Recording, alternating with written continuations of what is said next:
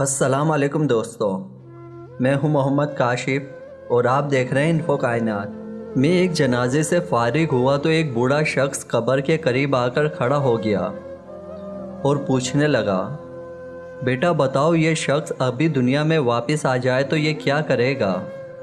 بابا جی کے اس سوال پر مجھے سمیت ایک دفعہ تو سب کو جھٹکا لگا کہ اس بوڑھے نے کیا کہہ دیا۔ وہ بوڑھا مسکرایا اور بولا، کوئی تو جواب دو۔ میں نے جواب دیا کہ اگر یہ واپس آ جائے تو نیک کام کرے گا، گناہ نہیں کرے گا۔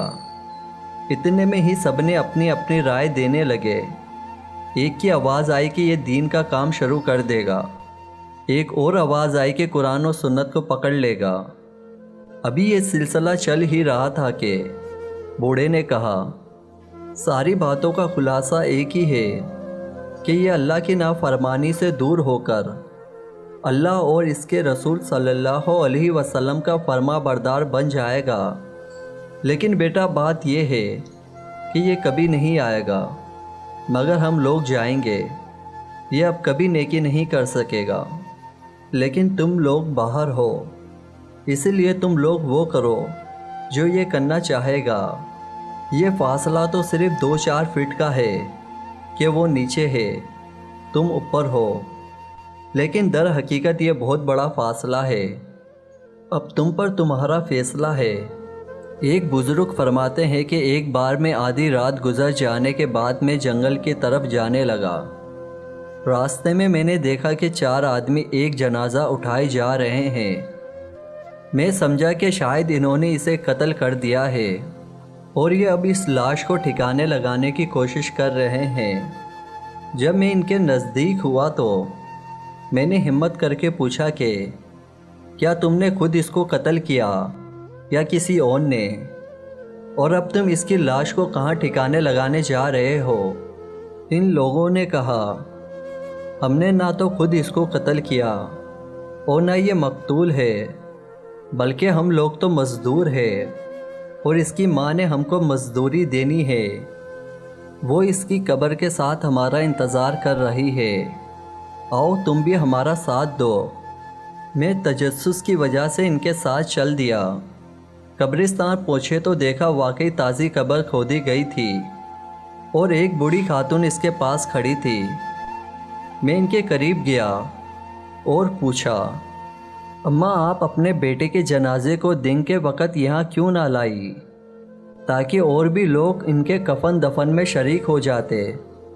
تو اس خاتون نے روتے ہوئے کہا، میرا یہ بیٹا بڑا شرابی اور بد کردار تھا، ہر وقت شراب کے نشے اور گناہ کے دلدل میں غرق رہتا تھا۔ جب اس کی موت کا وقت قریب آیا تو اس نے مجھے بلا کر 3 چیزوں کی وصیت کی۔ پہلا یہ کہ جب میں مر جاؤں تو میرے گلے میں رسی ڈال کر مجھے گھر کے ارد گرد گھسیٹنا اور لوگوں کو کہنا کہ گناہ گاروں اور نافرمانوں کی یہی سزا ہے۔ دوسرا یہ کہ مجھے رات کے وقت دفن کرنا، دن کے وقت دفن کرو گی، جو بھی دیکھے گا لان تان کرے گا۔